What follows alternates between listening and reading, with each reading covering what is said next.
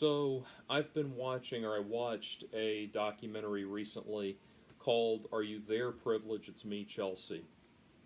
And the whole idea is it's the comedian Chelsea Handler taking a deep dive into the concept of white privilege and its inevitable byproduct, which is white guilt. Now, I don't, as I say this, I don't want to ever sound like I am denying or doubting the reality of racism in this country or the history of racism in this country. This country has a very dark, brutal history of racism. And there is no doubt in my mind about that, and no doubt that that is an ongoing issue that to some extent we will probably always have to address because it is part of our collective history. What I object to is the way it is being handled by this recent generation of woke culture. That is what I take issue with, and that's what I want to talk about. So understand that I am agreeing with you about the destination. I am disagreeing about the path that we seem to be taking to get there, if that makes sense. So what am I talking about? Well, I think first of all that the title "Are You There, Privilege?" It's taken. "Are You There, Privilege?" It's Me, Chelsea. It's taken from a book by, I think it's either Judy Blume or Beverly Cleary. It's called "Are You There, God? It's Me, Margaret." And I think it's very apropos in a very ironic way because I really do think that wokeness has become a secular religion for a lot of people. People react if you denounce or disagree with or contradict woke culture. People react the same way that religious fundamentalists act. So I think that it has become a secular religion. I think there are a lot of things like that now in our post God is dead world that have become secular religions in the same way that, or really just because I think people have a natural spiritual yearning, and now that for the time being, atheism and secularism seems to have kind of won the cultural debate or the culture war, it's now not as fashionable as it was. So people are looking for secular religions to follow, which is worrisome to me because secular religion is essentially, or state worship, I should say more accurately, state worship has led to the greatest calamities in human history. So that's very, when we are worshiping the idea of the state being our ultimate solution, that is very concerning and very disturbing to me. And that is very much what is on display in this movie. And so the movie starts, and this is why I'm saying I don't understand, because I literally, there are things, the points being made in this movie that I don't understand what they're trying to say. And I watched this movie because I had privately been commenting on something else that I didn't understand to do with woke culture, and a friend suggested I watch this movie to try to get it. And it's, the movie, put it this way, the movie opens with this opening shot of Chelsea Handler's home being cleaned, the yard being mowed, and the living room being vacuumed, and all of that, by a cleaning staff that is entirely ethnic minorities. And here she has one of these lavish Hollywood homes. And as they are going about cleaning, there are voiceovers that we hear from Chelsea Handler's stand-up routines, where she talks about growing up as a privileged white girl in the suburbs. I get that she's trying to draw a distinction there. I just don't understand what the larger point is. Is it wrong, or is she saying that it's wrong for a wealthy white woman to employ ethnic minorities? I mean, that seems strange to me. I mean, I have, when I'm able to afford it, I have a cleaning lady that comes over to my apartment. It's a Hispanic woman. She and her son come over and clean up my apartment for me, and they do a good job. Am I demeaning them by hiring them to do that service for me, or I don't get it. It seems like I don't get it. I'm not even going to speculate about what they're trying to say. I feel like there's like an obvious answer that I just don't understand. Usually when I pose these kind of questions, the very snippy response that I get from the woke police is, well, it's not about you, okay? It's not all about you and your misunderstanding. Other people need to hear this too, okay? I don't understand what it is that we're trying. Anyway, moving forward.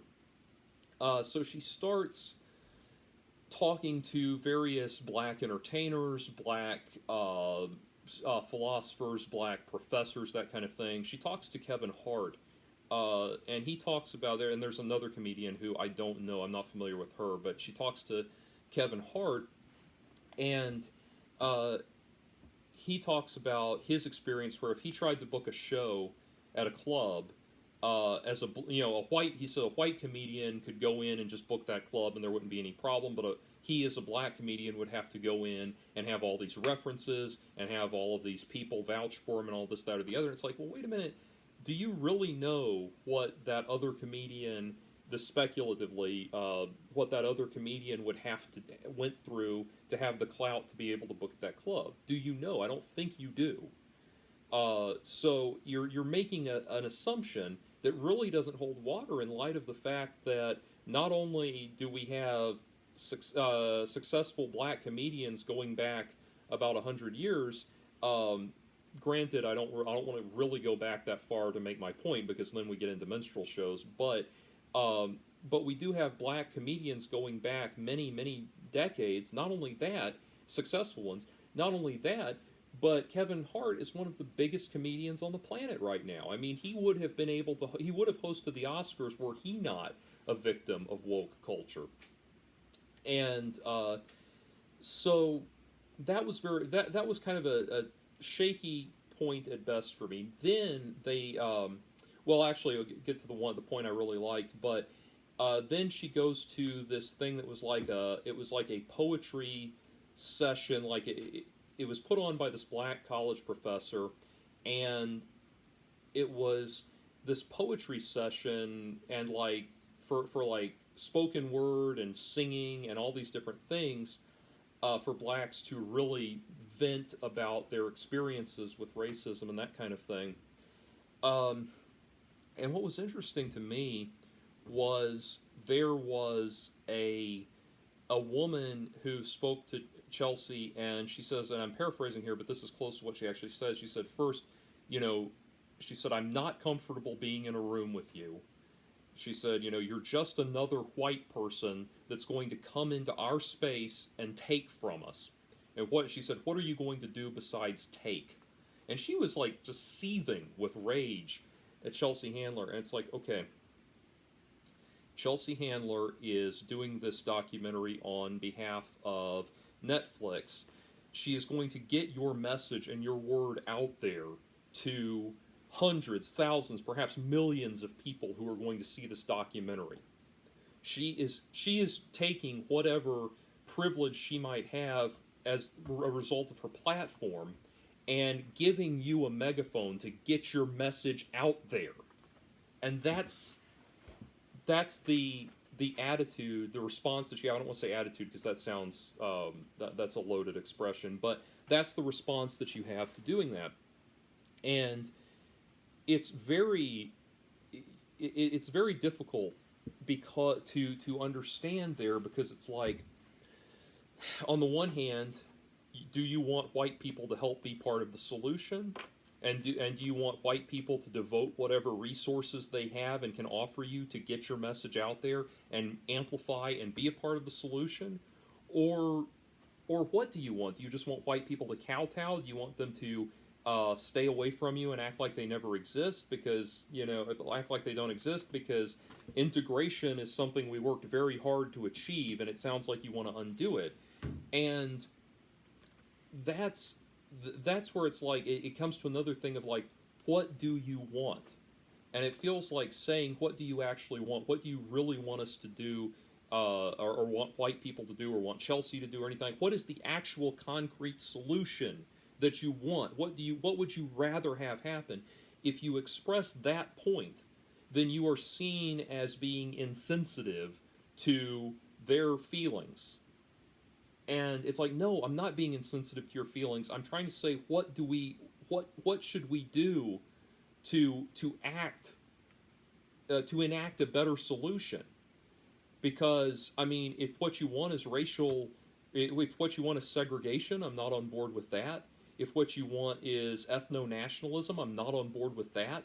I mean, it's like it's impossible to really understand. I get the idea of wanting like a black only safe space. Now, granted, if anybody asked for a white only safe space, they would be laughed out of the room or worse. And I'm not at all suggesting that we need that. I also don't think we need black only safe spaces. I think the point is to come together as people and forget about ethnicity one way or the other. I oppose any kind of racial segregation, but I like to say it's called your ethnic background because it's supposed to be behind you.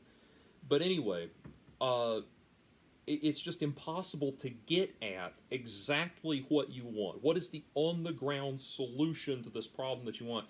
The movie dances around that the entire time, and there is a little bit of there's a little bit of a solution offered by some Black Lives Matter activists at the end of the movie where they're like, well, try to get the word out there, try to amplify the message, talk to your friends, etc., etc. It's general activist um, behavior, and it's kind of like, well, I thought that was, we tried to do that at the beginning of the movie, and it was an affront to this other person. So what do we want anyway? So we go through a series of very shallow platitudes. We meet with one professor who does the usual thing about being a white person in racism is like being a fish in water. You're surrounded by it all the time, and a fish doesn't know that they're in water because they're surrounded by it all the time.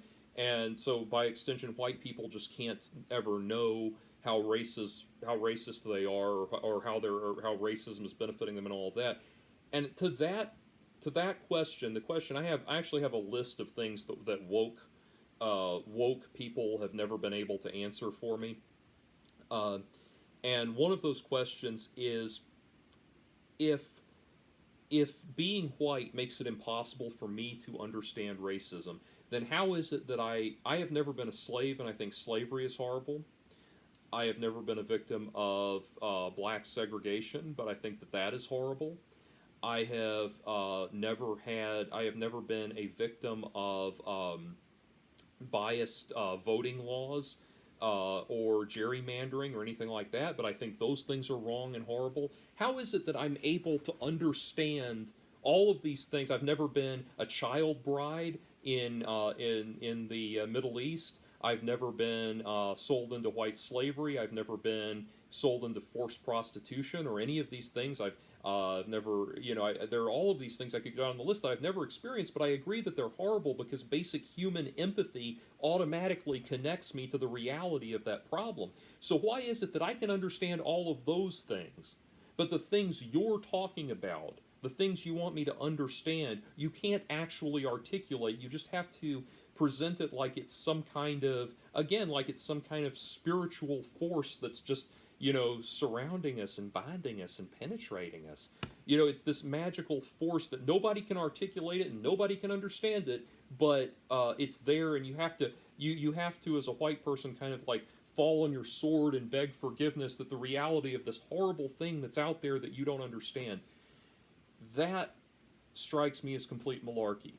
And I understand the reality of racism when people are suffer actual problems at the hands of actual demonstrable racial bias and racial bigotry. It makes sense to me, but the very idea that it's the way they talk about it, it would say you would think that if what they were suggesting actually existed, that there was this constant everyday horrifying, brutal racism, that unendurable racism that blacks are facing in this country, you would think that blacks wouldn't be able to even leave their homes. Like you would think they would all be in hiding, and so that's why I become skeptical that there's this weird force that we can't define. We can't define quite what it is, and throughout the movie they never really define it. But there's this weird force that they can't quite define what it is, and white people are just supposed to bow in supplication to the reality of their inability to comprehend it. That's where I draw the line. Real human rights abuses can be articulated and understood, and in all of the history of slavery, Jim Crow, and civil rights and everything else that has gone on in this country, the real problems can be articulated. The make believe, the make believe aura of racism thing, that's bupkis. Real problems can be put into words. Now, there is one sequence in the movie that is absolutely stunning, and it speaks to the fact it speaks to why I emphasize going into this that there is a reality of a history of racism and a history of civil rights in this country that must be acknowledged and must be understood to be legitimate.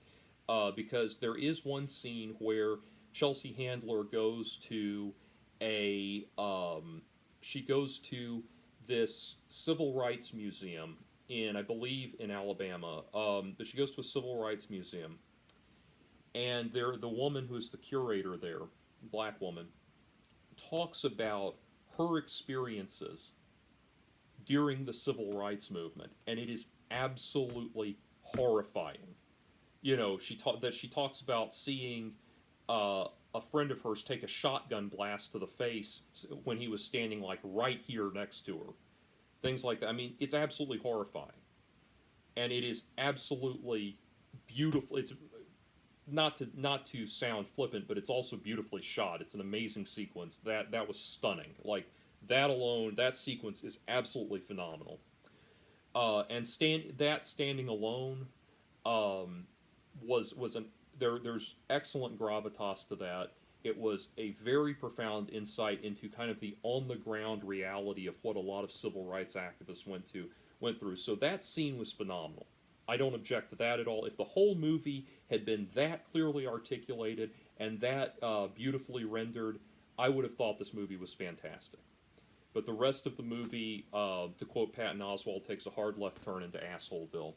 And what I'm talking about is this. So, as the movie goes on, see, I'm not a follower of Chelsea Handler. I don't really know that much about her.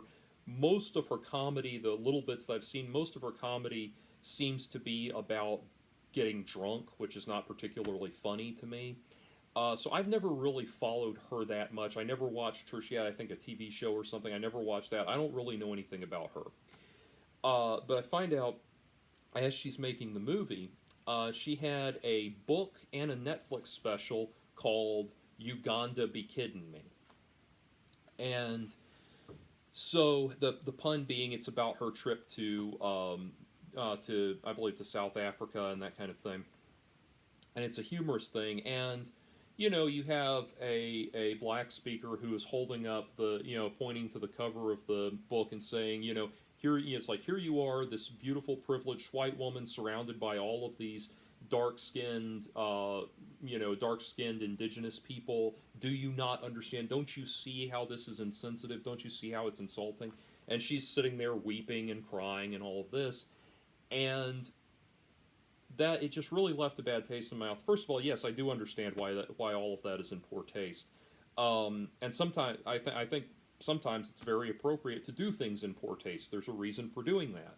Go talk to John Waters. But anyway, I am not I am in no way, shape, or form an advocate of political correctness, but I do understand obviously why that feels like that would come off as a smack in the face to people, and why that would be, I understand why people would have a problem with that, even if I don't necessarily agree with the severity of the problem, if that makes sense. But anyway, so I get that, and she's weeping and crying, and as all of this is going on, I stopped the movie, and I went and looked, and the book, Uganda Be Kidding Me, and the Netflix special, Uganda Be Kidding Me, are both still available for purchase or streaming or viewing or whatever. You can buy them on Amazon, you can buy the book on Amazon, you can watch the movie on the special on Netflix. It's still there. And that really rubbed me the wrong way. Because if you're going to drag me through this exercise in white guilt, and you're going to act like you have had this great personal revelation, don't at least have the decency to put your money where your mouth is. At least actually take the loss. If you are so enlightened now and you so want to make a difference and so want to do the right thing going forwards, take the shit offline. Or at the very least, I realize you may not be able to, Chelsea Handler may not be able to do that. Now, you would think if she's working with Netflix, she might have enough clout with Netflix to say, hey, I want to take this thing offline, take the documentary or the stand-up special offline. But the book, she may not be able to, contractually, she may not be able to get the book taken off the shelves. I don't know. And by the way, as I'm making this, I don't know. Maybe things have changed. Maybe she's done something different. But the last time I checked, which was not long ago, both of those things were still readily available. And so that's the thing to me. If you're going to get up there and drag us through the mud and try to make us feel guilty and want us to think that you have had this great personal revelation, you need to actually put your money where your mouth is. You need to actually take a profit loss and scrap all of that. And I want to say something. I want to be very clear about this. I'm going to bring up, many people know about Roosh V. Many people who watch my channel know that I am no fan of Roosh V. Roosh V is a scumbag. He is or was at one time a pickup artist and wrote extensively about how to be a pickup artist. I believe that I will say it right now, I do believe that there are things that he has described events in his books on pickup artistry that I think constitute confessions of a crime. I am not a legal expert, but that is my opinion. Anyway, so I have a extremely flatline, low opinion of Roosh V. However, he recently converted to apparently a very orthodox strain of Christianity. I don't know entirely what, but he has had a complete image personality overhaul and is now espousing a Christian worldview and and this kind of new, or at least espousing his views through a Christian lens now. He has unpublished his books about game, his books about pickup artistry. He has had this great conversion. Now, again, granted, it's all self-published, so it's easier for him to pull all of that out of the marketplace. But he actually put his money where his mouth was, and that much I can respect. If you truly have changed and you truly feel differently, then I think you should do what you can to get all of that out of the get the materials you put out that you no longer stand behind out of the public sphere. And again, I don't know, maybe Chelsea Handler did try to do something like that, but it just seems like she could step up and really denounce it and really, or do something like sign away all of her publishing royalties for those two products, and all of my royalties are going to go to feed hungry children in Africa or something like that. Do something to separate yourself from it. Anyway, so that really stuck in my craw. But then the thing, and this is where I say I don't understand, because it's like I look and I listen to what these people are saying, and the big ultimate payoff, the thing that evolves throughout the film, is Chelsea Handler had a relationship when she was an underage girl. She was 16. I don't know what the age of consent is in California, but I believe that's underage. She was 16, and she had a relationship with an older man who was a black drug dealer named Tyshawn. Yeah, I think that was his name. Forgive me if it's wrong. I'm bad with names. But anyway, so, and yes, I know I could have gotten on IMDb and looked all this shit up, but I'm trying to do this in one take and get on with my miserable life. But anyway, so Tyshawn is her ex-boyfriend, and the backstory is that when she was dating Tyshawn as a teenage girl, he got her pregnant twice. She had, she aborted the babies. She aborted both times, apparently. And he got her pregnant twice.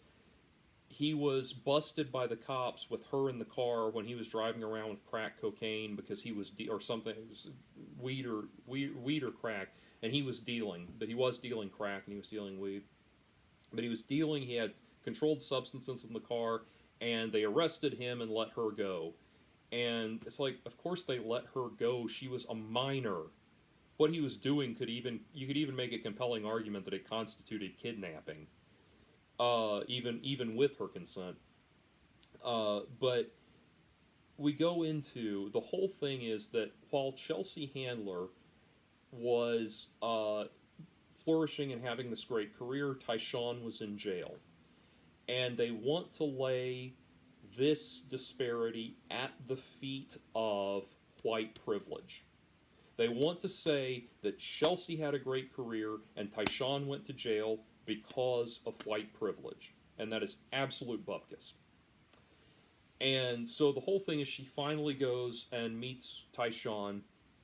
And I want to be very clear, by the way, Tyshawn is a very impressive man. Since leaving prison, he has done a tremendous amount to everything to turn his life around. He has a business. He is doing good. He's conducting good, above-board business. He is being a good father to his kids. He is he is a very inspiring person. I don't want to negate that at all.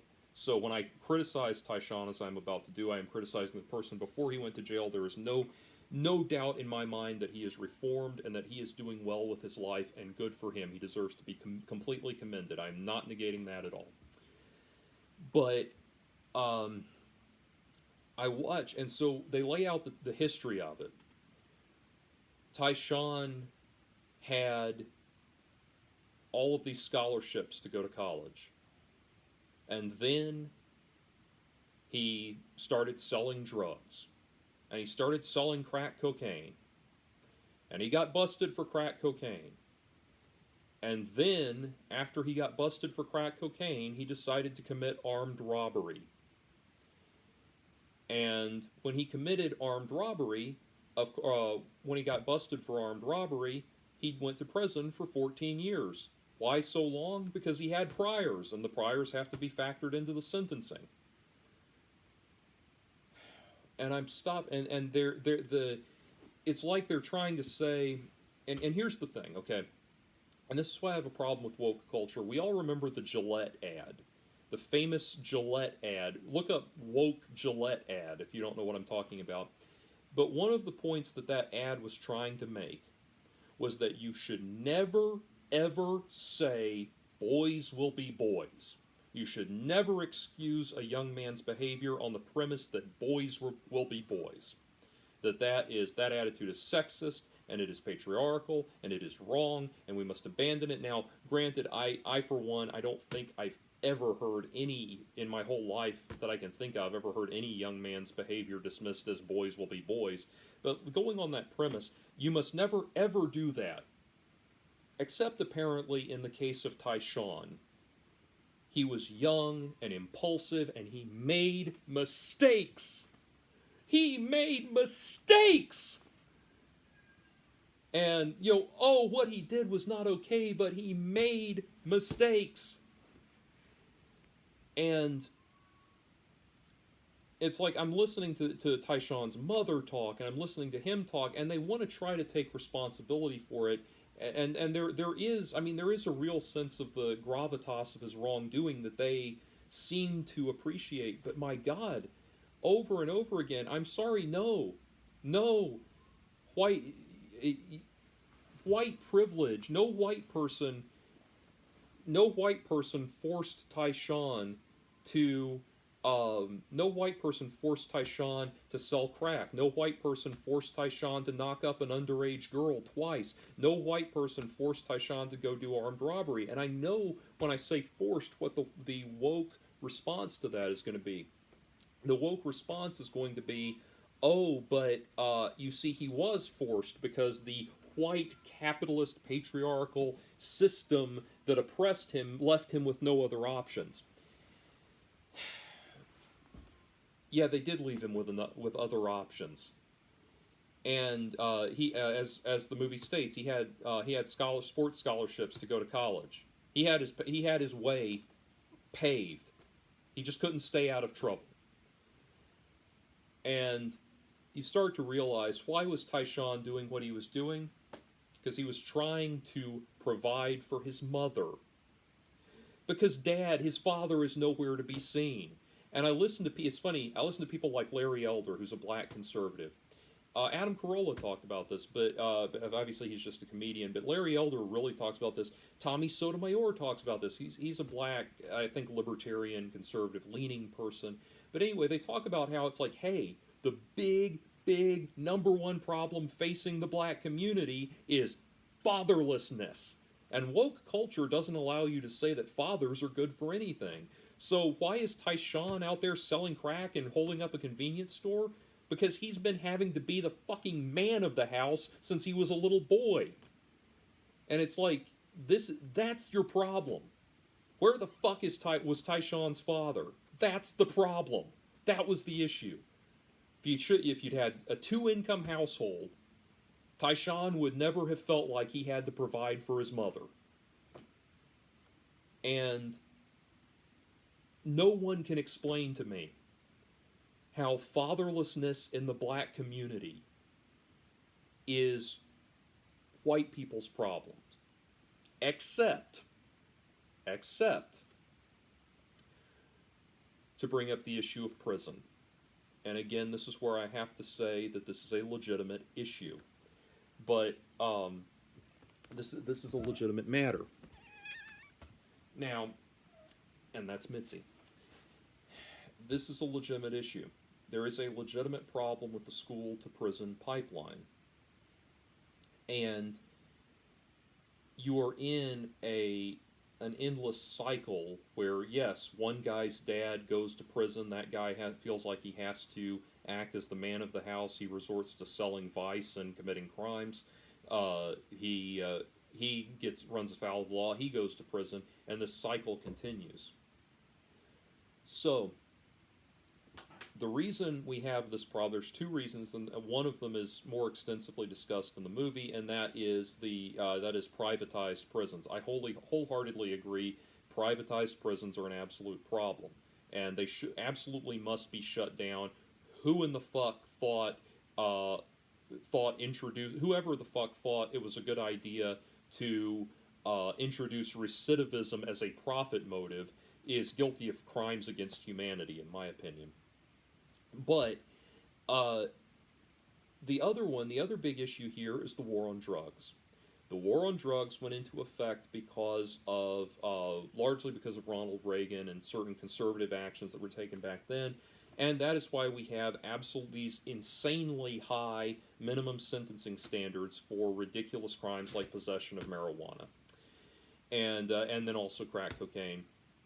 I am of the belief that every single drug should be legalized. I think that all nonviolent drug offenders should be released from prison, and I think that all violent drug offenders should have the drug possession or sale or whatever aspect of their conviction expunged from their record and their sentences modified accordingly.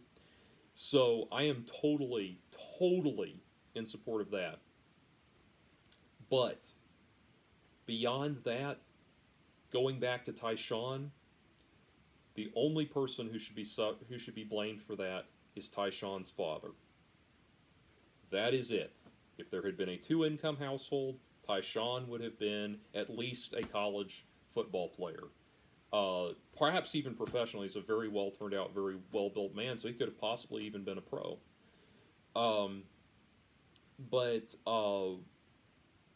That's the reality of it. And why we are so unwilling to address this issue is beyond me. It's like it's like if you bring this up as a white person, you've already lost the argument. But fatherlessness in the black community is a legitimate issue, and we have so idolized single motherhood to the point that we never stop and say, hey, yes, women can raise awesome kids by themselves. It is possible. But life will be so much more easier, and there will be so much more chances and potential if you got that two-person household, man. And I'm even liberal enough to say it can be two men or two women. But yeah, it takes two incomes to raise a kid.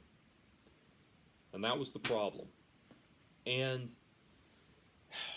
I look at that, and then what prompted me thinking about this, I watched the documentary a few weeks ago.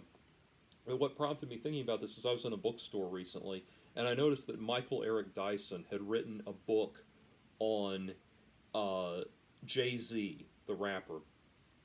Michael Eric Dyson is a joke, in my opinion. I mean, I'm sorry, I'm trying to be more genteel in my videos, but he is an absolute joke of a human being to me. That's my honest opinion. Go watch the Monk debate with Jordan Peterson to see why I feel that way.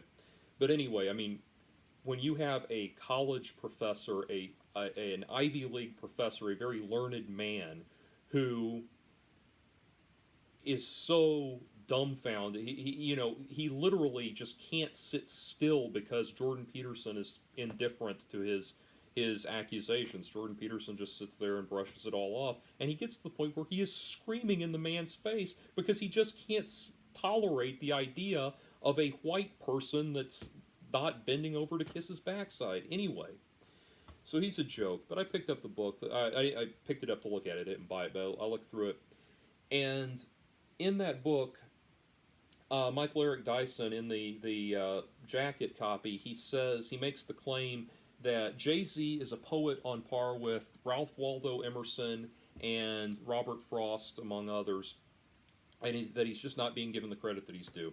I think that's absolute bullshit. And before you jump in and say you just don't like it 'cause he's black, I also don't think Jay Z is a poet on par with Langston Hughes or Maya Angelou. I mean, I'm sorry, but Stopping by Woods on a Snowy Evening is of a different caliber of literary quality than I Got 99 Problems, but a Bitch Ain't One. And I'll say this even, I think Jay-Z has a few good songs that I like, but I don't even think he's a very good rapper. He doesn't have good time feel. There is very little consistent rhythm to his voice. Go listen to LL Cool J. He's a phenomenal rapper from a technical standpoint. Or Will Smith, even. But anyway, the point being, you know, I thumbed through the book. I won't get into my feelings about that, but as I was leaving, I was driving home. I was listening to the interview, this interview that Michael Eric Dyson did with The View. I believe it was on ABC. I believe on The View. I don't know if The View's on ABC, but anyway, I think that's what it was. But he was talking, and he talked about how the story of Jay-Z is as he put it, the story of America, because he said all of the powerful families in America started out as crime families and eventually went legit. And Jay-Z is the same way. He started out, he started out as a criminal, and then he made all this money, and he went legitimate. And then I thought, and then it's funny, right as he's saying this, Michael Eric Dyson pivots very quickly to talking about something else, because I think he realized the gravitas of what he was implying in saying that. But that is a real problem, that you've got, fatherlessness in the black community, and who do these, and the people that are glorified, that are held up as role models to black youth, is thug culture.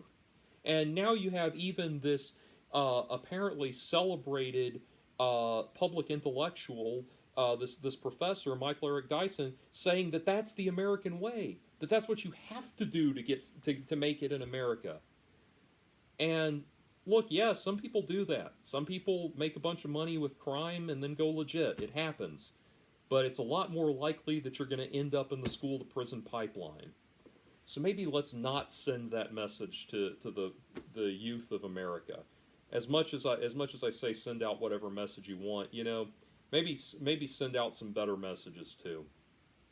Because at the end of the day, we just come up with this thing where it's like, okay, here's all of the problems, all of the things you could have done differently that are nobody's fault but yours, and it's apparently everybody else's fault when that gets pointed out to you. That's what I took away from that movie. I don't understand how it's trying to say anything else. Anyway, peace.